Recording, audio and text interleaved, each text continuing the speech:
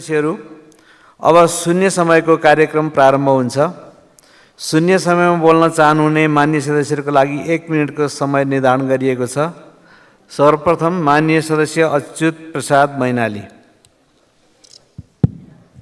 सम्माननीय सभामुख महोदय, बारा जिल्ला तामागढी सिम्रौनगढ सडक खण्ड निर्माण सम्पन्न भएको जो 46 किलोमिटर लम्बाइ छ, आज 4 वर्ष पुरा भएको छ।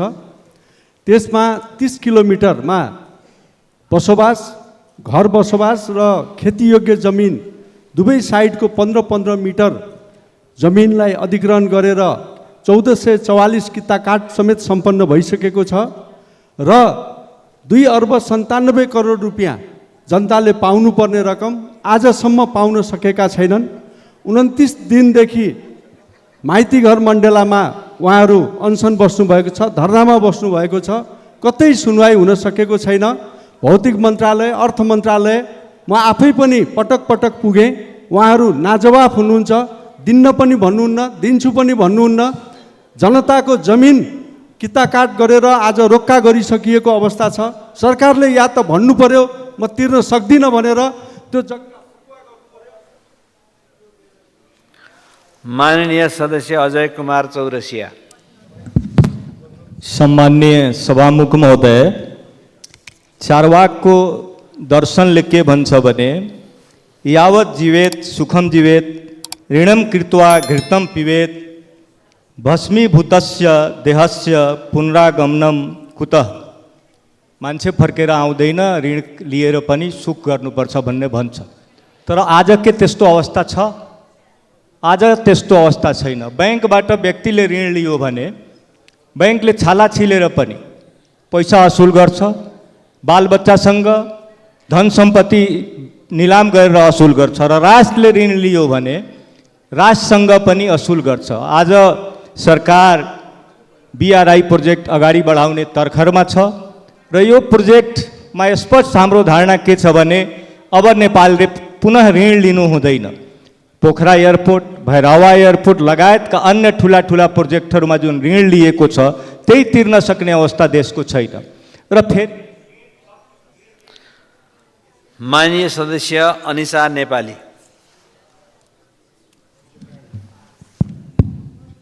सम्माननीय सभामुख महोदय, विकासको नाममा विनाश हुँदैछ। हिमाली पहाडी जिल्लाहरूमा जथाभावी रूपमा बाटो खन्ने नाउँमा स्मरणीय ठाउँहरू भत्काउने, पानीका मूलहरू सुक्ने, नदी नाला प्रदूषित हुने, वनजङ्गल ध्वस्त पार्ने, सार्वजनिक जग्गा अतिक्रमण गर्ने प्रवृत्तिलाई राज्यले रोक्नुपर्छ।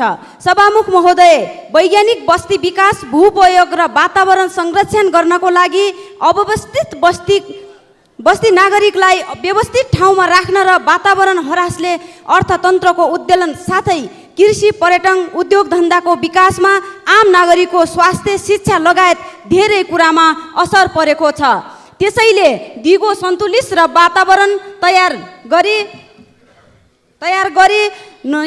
विकासको स्वदेशी मोडेल तयार गरी देशको रूपान्तरणका लागि 40-50 वर्षको ध्यानमा राखेर नवीन समझदारीका साथ बस्ती विकास, भूप्रयोग, वातावरण संरक्षण नीतिलाई उच्च प्राथमिकतामा राखी कार्यान्वयन गर्न म सभामुखज्यू मार्फत सरकारको ध्यान आकर्षण गर्न चाहन्छु। धन्यवाद। माननीय सदस्य अब्दुल खान। सम्माननीय सभामुख महोदय, नेपालमा पर्यटन पूर्वाधार, पर्यटन प्रवर्धन र पर्यटकीय गतिविधिहरूको विविधीकरण तथा विस्तार गर्ने नेपाल सरकारको नीति रहेको छ। नेपालमा सबभन्दा बढी पर्यटकहरू भारतबाट आउने गर्छन्। अधिकांश पर्यटकहरूको चाहना भगवान पशुपतिनाथको दर्शन गर्ने अभिलाषा हुन्छ। धार्मिक पर्यटकहरूको निम्ति आवश्यक बासको व्यवस्थापन र गुणस्तरीय शाकाहारी भोजनको व्यवस्थापनका साथै आवश्यक चाहिने भाषा सहितको गाइड गर्ने जनशक्ति र शान्ति सुरक्षा प्रवर्धन मिलाउन ठोस योजना बनाउनुपर्छ। पर्यटकहरूको बास बस्ने दिन बढाउनका लागि काठमाडौँको उपत्यकाभित्र प्रमुख धार्मिक स्थानहरूको सूची जस्तै चङ्गुनारायणको मन्दिर, स्वयम्भूनाथ, आदिनाथ, कश्मीरी मस्जिदमा रहेको निजामुद्दिन औलियाको दरगाह आदि सहितको त्यहाँ पुग्ने बाटो र भाडा दर रेट सहितको सूचना पार्टी पशुपति क्षेत्रको प्रमुख एरियामा राख्नु पर्दछ भन्ने कुरामा सभामुख मार्फत सम्बन्धित निकायको गम्भीर ध्यान आकर्षण गराउँदछु। धन्यवाद। माननीय सदस्य अमन लाल मोदी। सामान्य सभामुख महोदय, नेपाल सरकारले विपन्न गरिब साथै लक्षित वर्ग परिवारलाई स्वास्थ्य बिमा कार्यक्रम लागू गरेको छ, जसमा प्रत्येक वडामा एकजना स्वास्थ्य बिमा गर्ने कर्मचारी भनौँ, कर्मचारी जस्तो पनि होइन, सुविधा पनि पाएका छन्। त्यसमध्येमा घर घरमा गई आफ्नै सवारी साधन प्रयोग गरी उहाँहरूले बिमा दर्ता गर्ने गरेको छ।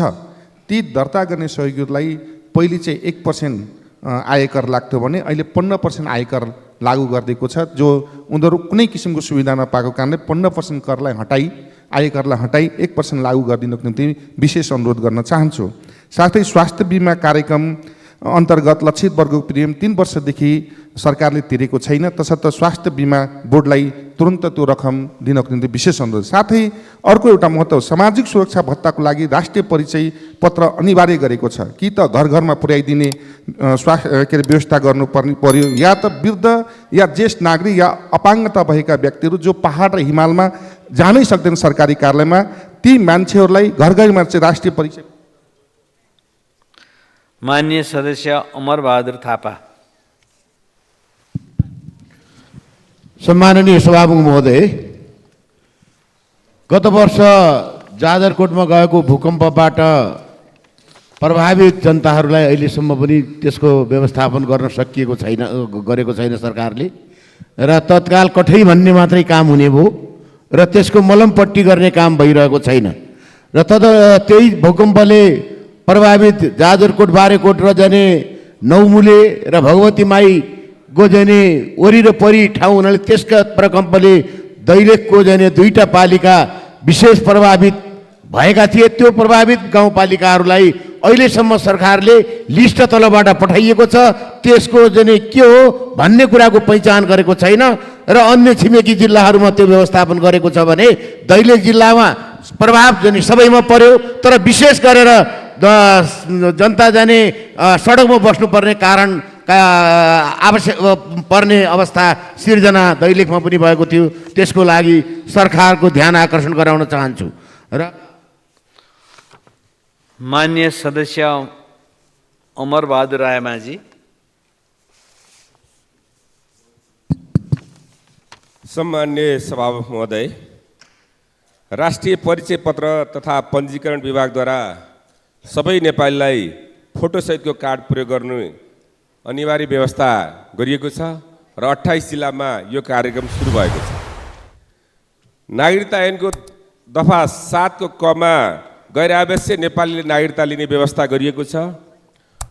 उक्त ऐनमा भनिएको छ, ऐनमा तोकिए बमोजिमको आवश्यक प्रक्रिया पुरा गरेपछि विदेशी मुलुकमा नागरिकता प्राप्त गर्ने व्यक्तिले आर्थिक, सामाजिक र सांस्कृतिक अधिकार सहितको उपयोग गर्ने गरी नेपाली नागरिकता प्राप्त गर्न सक्नेछ भनिएको छ।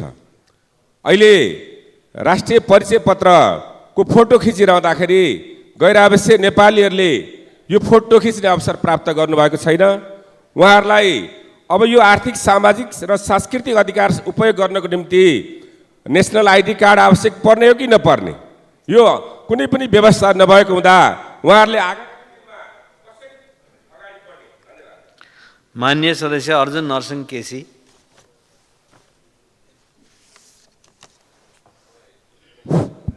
सभामुख महोदय, धेरै वर्षपछि संसदमा यो सरकार र संसदको सेरोफेरोमा मैले एउटा कविता प्रस्तुत गर्न चाहन्छु। न राज्य नीतिले चल्छ, न विधि न त पद्धति, शीर्षस्थ सिन्डिकेटको राज थपिँदै नवसम्मति, संसदको सार्वभौमिकता मिचियो लोकसम्मति, हरायो लौन खोजी पाऊँ शून्यमा शून्यको गति। संसदमा बोल्छन् सांसद, सम्बोधन हुन्न केही पनि, गर्जना हुन्छ बीचमा थोपै वर्षन् न तै पनि, काण्डै काण्ड महाकाण्ड, खोइ छानबिन प्रतिवेदन, किन ल्याइन्न संसदमा, स्वार्थ हो डर हो किन। धन्यवाद। माननीय सदस्य आसमा कुमारी चौधरी।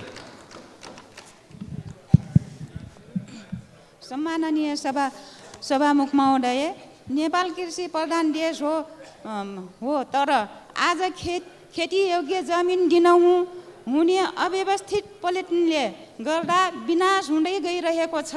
जग्गाको कारोबार गर्ने व्यवसायीहरूलाई निश्चित मापदण्ड बनाई नियन्त्रण गर्न खेती योग्य जमिनको संरक्षण गर्न सरकारको ध्यान आकर्षण गराउँछौँ। यसै गरी सरकारले खेती गर्न मल पर्याप्त छ भन्छ, तर डाङमा 1 बोरा डिएपी मल 3-4 घर परिवारले बाँडेर प्रयोग गर्नु परेको छ। आवश्यक मल यथाशीघ्र उपलब्ध गराउन जोरदार माग गर्दछु। धन्यवाद। माननीय सदस्य असीम शाह। सम्मानीय सभामुख महोदय, हाल नेपालमा 1x बेट जस्ता अनलाइन सट्टेबाजका गतिविधिहरू प्रतिबन्धित छन्। नेपाल राष्ट्र ब्याङ्कले पनि पटक पटक सूचना निकालेरै यस्ता गतिविधिहरू नगर्न र नगराउन पटक पटक चेतावनी दिने गरेको छ। तर 1x Beetle Nepali युवालाई फसाउन Nepali website नै चलाएको छ भने यसको भुक्तानीको लागि कनेक्ट आइपिएसको दुरुपयोग पनि भइरहेको छ। 1x बेटका प्रयोगकर्ताले वेबसाइटमा गएर सहजै आफ्नो एकाउन्ट बनाउन सक्छन् र एकाउन्ट खोलिसकेपछि भुक्तानीका विभिन्न विकल्पमध्ये कनेक्ट आइपिएस पनि देखिन्छन्। यसरी प्रतिबन्धित सट्टेबाजीको भुक्तानी गर्न र निकाल्न कनेक्ट आइपिएसले सहज गरिदिएको छ र ठगीलाई आफ्नो प्लेटफर्म दुरुपयोग हुँदा समेत टुलटुलु हेरेर बसेको छ। कनेक्ट आइपिएसले चाहेमा यस्तो समस्याको समाधान गर्न पर्ने देखिन्छ, तर ग्राहक सङ्ख्या, कारोबार सङ्ख्या र रकम बढी देखाउने होडमा हो कि प्रशस्तै नक्कली एकाउन्ट खोल्न दिएको पो हो कि भन्ने शङ्का उत्पन्न भएको छ। यसतर्फ सम्बन्धित निकायको ध्यान आकर्षण होस्। अनलाइन जुवाको कुलतमा फस्ने युवाको सङ्ख्या दिनानुदिन बढ्दै गइरहेको छ। यसैमा नेपालमा अवैध रूपमा अर्बको कारोबार भइरहेको छ। त्यसतर्फ सरकारको गम्भीर ध्यान आकर्षण गराउन चाहन्छु। धन्यवाद। माननीय सदस्य ईश्वरबहादुर रिजाल। सम्माननीय सभामुख महोदय, ठोस परिस्थितिको ठोस विश्लेषणै मार्क्सवादको आत्मा हो भन्ने निष्कर्षका आधारमा रुसमा लेनिनवाद जन्मियो। जुत्ताको आधारमा खुट्टा काट्ने होइन, खुट्टाको नापको आधारमा जुत्ता बनाउनुपर्छ भन्ने निष्कर्षका आधारमा चीनमा माओ विचारधारा जन्मियो र जीवन अगाडि बढ्छ सिद्धान्तले त्यसलाई पछ्याइरहनुपर्छ भन्ने निष्कर्षका आधारमा नेपालमा जनताको बहुदलीय जनवाद जन्मियो। त्यही जनताको बहुदलीय जनवादको जन्मदाता जननेता कमरेड मदन भण्डारीलाई उहाँको जन्मतिथि आज परेकाले म हार्दिक श्रद्धासुमन अर्पण गर्छु। धन्यवाद। माननीय सदस्य ईश्वरी घरती।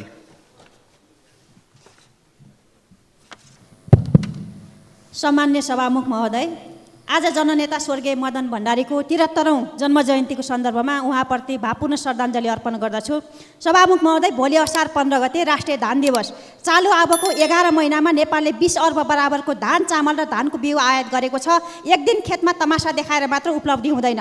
जननेता मदन भण्डारीले जबजमा जमिनमाथि रहेको सामन्ती भूस्वामित्वको पूर्ण रूपमा उन्मूलन गरी अर्धसामन्ती शोषणका रूपहरूलाई समाप्त पार्दै हदभन्दा बढीको जमिन बिना मुआब्जा जफत गरी जोतहा भूमि र गरिब किसानलाई वितरण गर्ने, सस्तो ब्याज दरमा कृषि ऋण, कृषि उत्पादनको उचित मूल्य प्राप्त गर्न सङ्गठित कृषि बजारको व्यवस्था, सहुलियत दरमा उन्नत मल बिउको व्यवस्था, सिँचाइ र प्राविधिक शिक्षा आदि किसानको घर दैलोमा पुर्याउने लगायत थुप्रै लक्ष्य अघि सार्नु भएको थियो। तर किसानहरूले राज्यबाट अपेक्षित लाभ पाउन सकिरहेका छैनन्। तसर्थ वैज्ञानिक तथा उन्नत खेतीको विकास गरी कृषि उत्पादन तथा उत्पादकत्व बढाउनतर्फ केन्द्रित हुन सभामुख मार्फत नेपाल सरकारले अनुरोध गर्दछु। धन्यवाद। माननीय सदस्य ईश्वरी देवी नेउपाने। सभामुख महोदय, पद बहालीको 2 दिनपछि अवकाश पाउने डिआइजीलाई गृह मन्त्रालयले एआइजीमा बढा गर्यो। जीवनभरिको कामको मूल्याङ्कन गरेर यो निर्णय गर्यो होला भन्ने लाग्यो। तर त्यसको ठिक 3 दिनपछि नेपाल प्रहरी स्वास्थ्य समूहका एसएसपी द्वय डाक्टर दीपक श्रेष्ठ र डाक्टर सुभाष आचार्य प्रमोसन प्रक्रिया रोकेकै कारण 6 वर्ष कार्यकालले गर्दा अनिवार्य अवकाशमा जानु पर्यो। 50 दिन बढी हुँदा पनि के कारणले बढुवा प्रक्रिया अगाडि बढाइएन? किन डिआइजी प्रक्रिया बढुवा गर्दा जागेको दयाभाव एसएसपी बढुवामा जागेन? किन कसैलाई पाखा र कसैलाई पाखा गरेको नियमअनुसार प्रमोसन गरेको भए सेवा गरेर शिर ठाडो गरेर गर्वको साथ बिदा त लिन्थे? निराश र अपहेलित भए महसुस त गर्नुपर्ने थिएन? कहाँनिर भयो सबैलाई न्याय? प्रहरीभित्रै ठाडो हस्तक्षेप भयो भनेर भन्न मिल्ने कि नमिल्ने? विधि र प्रक्रिया मुखले भने तर काम आफ्नोलाई छान्ने हो। सभामुख महोदय, यो एउटा प्रतिनिधि घटना मात्र आयो हो, सुन्नमा आएको छ। प्रहरी सङ्गठन बेतिथि आतङ्कित र थिलो थिलो हुँदैछ। सभामुख मार्फत गृहमन्त्रीज्यूलाई प्रश्न छ, सङ्गठनमा प्रहरीले हस्तक्षेप गर्दैन, स्वतन्त्र पूर्वक सङ्गठनले काम गर्छ भनेको यही हो? मन्त्रीजीको दयाभाव जाग्दा माथेमा, नजाग्दा पुरपुरमा हात। धन्यवाद।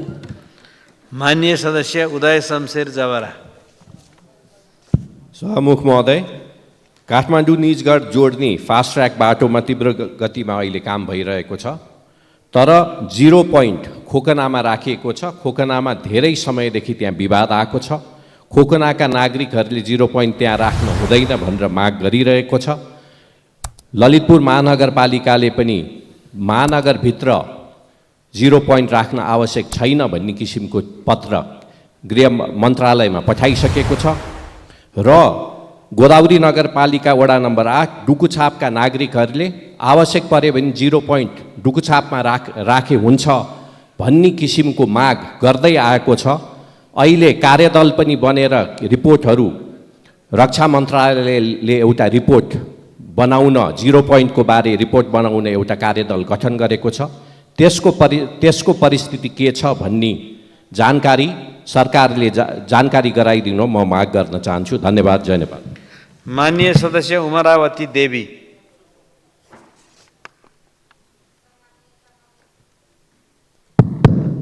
सम्मानीय सभामुख महोदय, सभामुख आफ्नो भाषामा बोल्न अनुमति चाहन्छु। म काठमाडौँ में कामला में धान रोप के राष्ट्रीय धान दिवस मनाउँछु। वो धान दिवस मनावला से किसान के हौसला ना बढ़ी। अपनो मधेश में तीनों तह के सरकार लगाई, सबै जाके धान रोपे के पड़ल, तब सरकार किसान के हौसला बढ़ी, सरकार के ध्यान आकर्षण करावती। धन्यवाद। माननीय सदस्य उर्मिला माझी।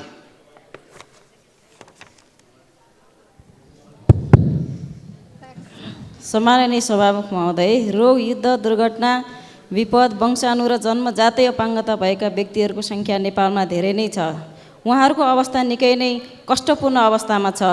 अझ 3% अपाङ्गता भएको व्यक्तिले त शिक्षाबाट वञ्चित हुनु परेको छ। उहाँहरूको शिक्षा दीक्षा र हेरचाहको लागि पूर्ण र अति अशक्त भएको अपाङ्गता व्यक्तिहरूको सहयोगी सेवा उपलब्ध गराउने निर्णय भएको फाइल अर्थ मन्त्रालयमा गएर रोकिएको छ। उहाँहरूको चाहिँ समस्या समाधानको लागि तत्काल अर्थ मन्त्रालयले त्यो फाइल अगाडि बढाई अपाङ्गता भएको व्यक्तिहरूको सहयोगी सेवा चाहिँ उपलब्ध गराउन म सरकारको ध्यान आकर्षण गराउन चाहन्छु। यसै गरी अपाङ्ग मैत्री भौतिक संरचना र निर्माणमा पनि हाम्रो ध्यान पुगिरहेको छैन, यसतर्फ पनि म सरकारको ध्यान आकर्षण गराउन चाहन्छु। र अर्को चाहिँ विपदबाट चाहिँ बच्नको निम्ति र त्यसलाई न्यूनीकरण गर्नको लागि चाहिँ विपद जोखिम न्यूनीकरण प्राधिकरण चाहिँ हाम्रो लमजुङ जिल्लाले पनि गठन गरेर अगाडि बढेको रहेछ। यसको निम्ति जिल्ला प्रशासन कार्यालयलाई म हार्दिक धन्यवाद दिन चाहन्छु। धन्यवाद। माननीय सदस्य एकनाथ ढकाल। विस्तृत शान्ति सम्झौतामा हस्ताक्षर भएको अहिले 18 वर्ष लागिराखेको छ र अहिलेको नयाँ सत्ता समीकरणमा रहेका 5 दलले न्यूनतम नीतिगत प्राथमिकता र साझा सङ्कल्पमा टिआरसी विधेयक तत्काल अगाडि बढाउने प्रतिबद्धता व्यक्त गरेका थिए र सोही अनुरूप सम्माननीय प्रधानमन्त्रीज्यूले सङ्क्रमणकालीन न्यायको कामलाई अगाडि बढाउनको लागि अहिले प्रयास थाल्नुभएको छ। त्यसको म हार्दिक स्वागत गर्न चाहन्छु र यो सङ्क्रमणकालीन न्यायको कामलाई अगाडि बढाएर शान्ति प्रक्रिया सफल भयो भने देशका सबै दल सफल हुनेछन् र यो तलमाथि हुँदाखेरिमा देशले ठुलो मूल्य चुकाउनु पर्ने भएको कारणले गर्दाखेरिमा म आग्रह गर्न चाहन्छु कि नेपालको शान्ति प्रक्रिया सम्मानित सर्वोच्च अदालतको आदेश पीडितको न्यायलाई केन्द्रमा राखेर र अन्तर्राष्ट्रिय मान्यता अनुरूप यो चाहिँ शान्ति प्रक्रियाको काम चाहिँ तुरुन्त अगाडि बढाइयोस् र सम्पन्न गरियोस् भन्ने चाहिँ म सरकारको ध्यान आकर्षण गराउन चाहन्छु। धन्यवाद। माननीय सदस्य ऐन बहादुर साई ठकुरी। सम्माननीय सभामुख महोदय, नेपाल सरकारले आर्थिक वर्ष 2072-73देखि तत्कालीन गाविसमा कृषि र पशु सेवाको पहुँच बढाउन र कृषिबाट व्यवसायीकरण गर्न आत्मनिर्भर बनाउन एक गाविस एक कृषि र एक पशु सेवा प्राविधिक राख्ने कृषि विकास नीति अन्तर्गत कृषि मन्त्रालयले कृषि र पशु सेवा विभागलाई जिम्मा दिई लोकसेवा आयोगको मापदण्डमा परीक्षा लिई प्राविधिक नियुक्ति गरेको सन्दर्भमा पछि देश संहितामा आइसकेपछि जुन गाविस जुन पालिकामा समाहित भएको हो सोही गाविसमा काम गर्ने गरी 2076-77 सम्म पूर्ण बजेट मन्त्रालयबाट सशर्त अनुदानमा पठाउने गरिएको थियो। त्यसपछि 2077-78 देखि त्यो बजेट घटाएर 50% झारिएको रहेछ। यस वर्षको बजेटमा त्यसलाई समेत घटाएर 40%मा झारेर बजेट पठाएको पाइएको छ। यसरी 8-9 वर्षदेखि लामो समयसम्म सेवा गरेका कृषि र पशु सेवाका प्राविधिकहरूलाई ठुलो मर्का पर्न गएको छ। यसतर्फ नेपाल सरकारले पूर्ण रूपमा तलब भत्ता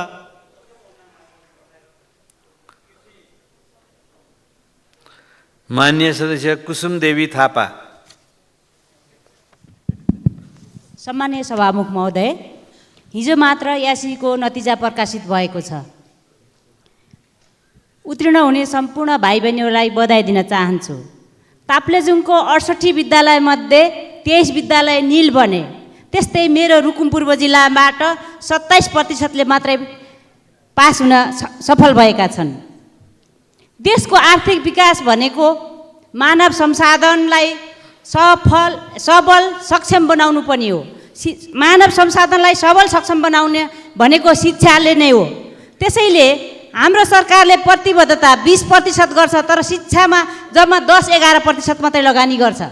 शिक्षा क्षेत्रका हर विसङ्गतिलाई हटाई अहिलेको समयानुकूल शिक्षाको नीति बनाउन विशेष ध्यान आकर्षण गराउन चाहन्छु। धन्यवाद। मान्य सदस्य गोमा लाभ सापकोटा।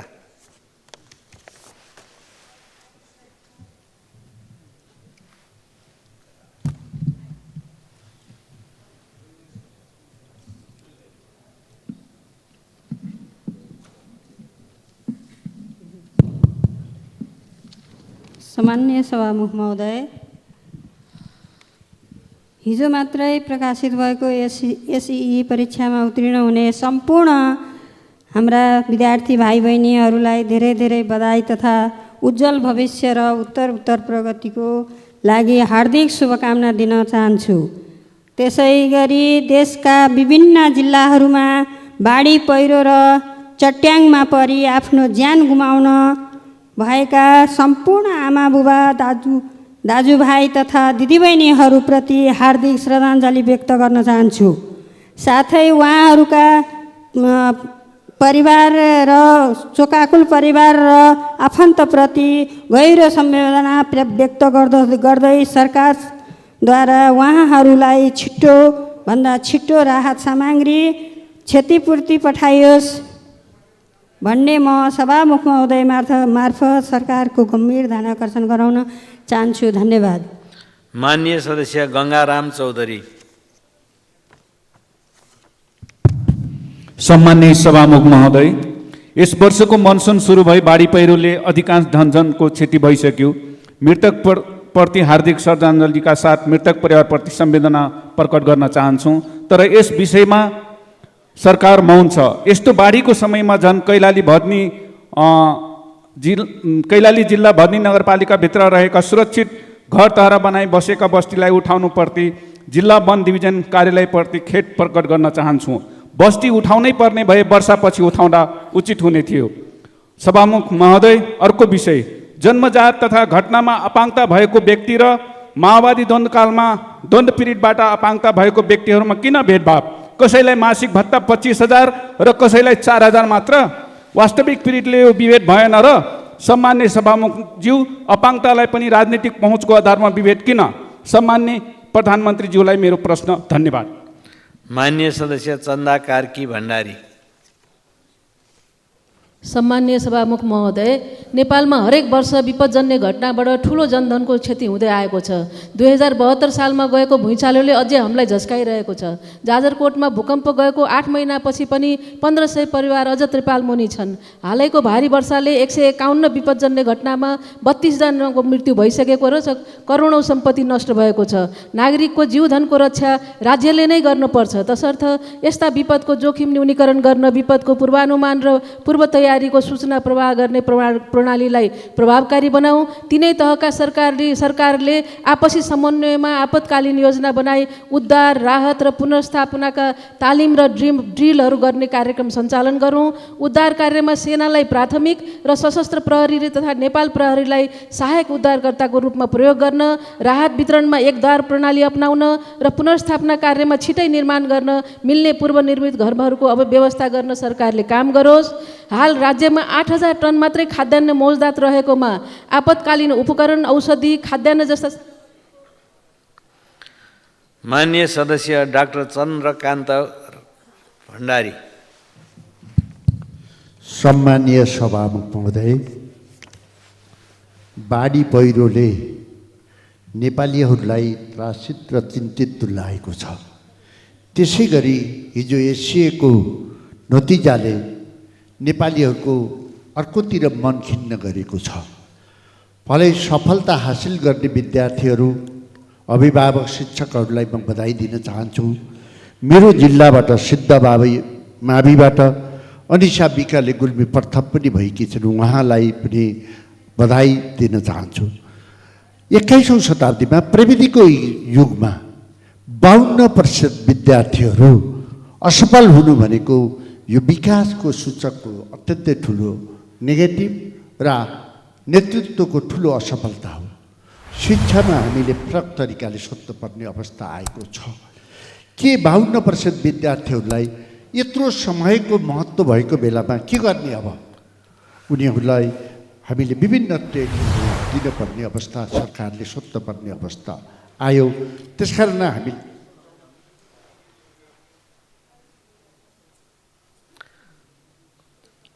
माननीय सदस्य चित्रबहादुर केसी। सभामुख महोदय, मानिस र प्रकृतिको बिचमा पृथ्वी रहेसम्म द्वन्द्व चलिरहन्छ र मानिसको बिचमा पनि द्वन्द्व भइरहन्छ, राष्ट्रको बिचमा पनि द्वन्द्व भइरहन्छ। यो एक प्रकारले प्राकृतिक नियम हो। समाजमा जो शोषण छ, अन्याय छ, अब त्यसको अन्त्य शोषकहरूले शोषितहरूमाथि अन्याय गर्न नसक्ने स्थिति सिर्जना व्यवस्था भएपछि मात्र सम्भव हुन्छ। त्यस्तै पृथ्वी रहेसम्म मानिसको बिचको अन्तर्द्वन्द्व समाप्त भएपछि पनि प्रकृति र मानिस बिचको सम्बन्ध चाहिँ सङ्घर्ष चाहिँ रहिरहन्छ पृथ्वी रहेसम्म। त्यसकारणले यो ऊबाट, यो घटनाबाट, यो प्राकृतिक घटनाबाट जो मानिसहरूको मृत्यु भएको छ उहाँहरूप्रति हामीले संवेदना प्रकट गर्नु बाहेक अरू गर्न सकिरहेका छैनौँ। त्यसकारणले सरकारले युद्ध स्तरमा ध्यान दिनु पर्यो। माननीय सदस्य छिरिङ डमडुल लामा भोटे।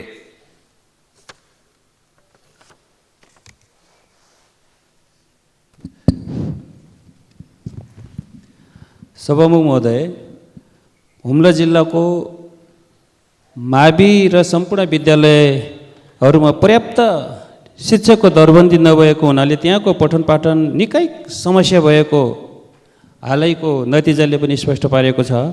त्यसैले हुम्ला जिल्ला र को ती विद्यालयहरूमा शिक्षक दरबन्दी तत्काल चाहिँ व्यवस्था गरिदियोस् भनेर शिक्षा मन्त्री र नेपाल सरकारको ध्यान आकर्षण गर्न चाहन्छु। साथै हुम्ला जिल्लाकै जिल्ला स्वास्थ्य कार्यालयमा पर्याप्त मात्रा औषधि उपकरण र डाक्टर पनि नभएको हुनाले त्यहाँको जनता असाध्यै कष्टकर जीवन बिताइरहेको छ। त्यसको पनि उचित व्यवस्था गरिदिनु हुन स्वास्थ्य मन्त्री लगायत नेपाल सरकारको ध्यान आकर्षण गर्न चाहन्छु। धन्यवाद। माननीय सदस्य जावेदा खातुन जागा। सम्माननीय सभामुख महोदय, हिजो मात्र प्रकाशित एसई को परीक्षाको नतिजामा उत्तीर्ण भएका विद्यार्थी भाइ बहिनीहरूलाई हामीले सबैले शुभकामना दियौँ र मैले पनि दिएँ। तर यति धेरैको सङ्ख्यामा फेल भएका नन ग्रेडिङमा परेका विद्यार्थी प्रतिशतको कसैले चासो चिन्ता नलिएको अवस्था देखिन्छ। अहिलेको 2081मा परीक्षाको नतिजामा कुल परीक्षार्थी मध्ये 52.13% अर्थात् 2,42,313 जना विद्यार्थी नन ग्रेडमा परेर फेल भएका छन्। यस्तो अवस्था आउनुको कारण के हो? के सरकारी स्कुलहरू तलब र भत्ताका लागि मात्रै छन्? सभामुख महोदय, र अर्को कुरा, अहिले यसको यो घट्नुको स्तर घट्नुको पछाडिको कारण के हो? यसको जिम्मेवार कसले लिने? यसको जिम्मेवार राज्य की स्थानीय सरकार की विद्यालय, यसमा सरकार गम्भीर। माननीय सदस्य जीवन परियार। सम्माननीय सभामुख महोदय, देशैभरि वर्षातका कारण विपदका घटनाहरू, बाढी पहिरो चट्याङ गइरहेको छ। दिनानुदिन विविध घटनाहरू सुन्नु परिरहेको छ। सरकारले सतर्कताको लागि आवश्यक तयारी गर्न जोरदार माग गर्न चाहन्छु। सभामुख महोदय, यसै सिलसिलामा यही मिति 2081 साल असार 12 गते राति गएको वर्षातका कारण कास्की जिल्ला पोखरा महानगरपालिका वडा नम्बर 27 आरूपाटा निवासी हरिबहादुर सुनारको घर पहिरोबाट क्षति हुँदा उनका 4 वर्षीय छोरा अनमोल सुनारको निधन हुन पुगेको छ। त्यसै गरी अनमोलकी आमा 27 वर्षीय ऋतु सुनार घाइते छिन् र उपचार भइरहेको छ। सोही घरमा सुतेका 2 जना अनमोलको पिता हरि सुनार र दिदी 9 वर्षकी अञ्जली सुनारको सकुशल उद्धार भएको छ। त्यस्तै कास्कीकै मादी गाउँपालिका वडा नम्बर 5 चितेपानी निवासी प्रकाश राणावाडको घर पहिरोबाट क्षति हुँदा उनका 13 वर्षीय आयुष्मा राणावाडको निधन हुन पुगेको छ। मृतक दुवै छोराछोरीप्रति भावपूर्ण श्रद्धाञ्जली अर्पण गर्न चाहन्छु। शोक सन्तप्त परिवारजनमा हार्दिक समवेदना प्रकट गर्न चाहन्छु। माननीय सदस्य जुली कुमारी महतो महासेठ। सम्माननीय सभामुख महोदय, जननेता मदन भण्डारीको 73औं जन्म जयन्तीको उपलक्ष्यमा उहाँलाई स्मरण गर्न चाहन्छु, श्रद्धासुमन भन्न चाहन्छु। सभामुख महोदय, हिजो मात्रै सार्वजनिक भएको यस वर्षको एसईको परिफलले देशलाई चिन्तित बनाएको छ। भविष्यका कर्णधारका रूपमा रहेका एसई दिने विद्यार्थीहरूमध्ये 52% अनुत्तीर्ण भएको खबरले मलाई मात्रै होइन सिङ्गो देशलाई चिन्तित बनाएको छ। हामीले लामो समयदेखि परीक्षा प्रणालीका बारेमा बहस गऱ्यौँ। पुरानो प्रणालीलाई बदलिनु पर्ने र परीक्षामा फेल भएर देशका युवा नागरिकको भविष्य अन्धकार भएको हेर्नुपर्ने अवस्थाको अन्त्यका लागि पटक पटक छलफल भए। सभामुख महोदय, घुमी फिरी रुम्जाटार भन्ने झै फेरि आधा परीक्षार्थी फेल हुने कुराले देशको भविष्य कता जाला भन्ने देखिएको छ। अनुत्तीर्ण भएकाहरूलाई कसरी पुनः परीक्षा हलसम्म पुर्याउने भन्नेतर्फ सरकारको गम्भीर भएर सोच्नुपर्ने भएको छ, नत्र लाखौँ युवाको भविष्य अन्धकार हुने अवस्था हुन लागेको प्रतिमा सभामुख मार्फत सरकारको ध्यान। माननीय सदस्य टेकबहादुर गुरुङ। सम्मानीय सभामुख महोदय, पर्यटकीय हिसाबले महत्त्वपूर्ण मानिने नेपालको हिमाली जिल्ला मनाङ मुस्ताङ लगायतका हिमाली जिल्लाहरूमा विकास निर्माणको कामहरू सञ्चालन गर्न वर्षमा जम्मा 5-6 महिना मात्र अनुकूल हुन्छ। वर्षै पछि योजनाहरूमा विनियोजन भएको धेरै जसो बजेट फ्रिज हुने गरेको छ र उक्त बजेट फ्रिज हुन नदिनको लागि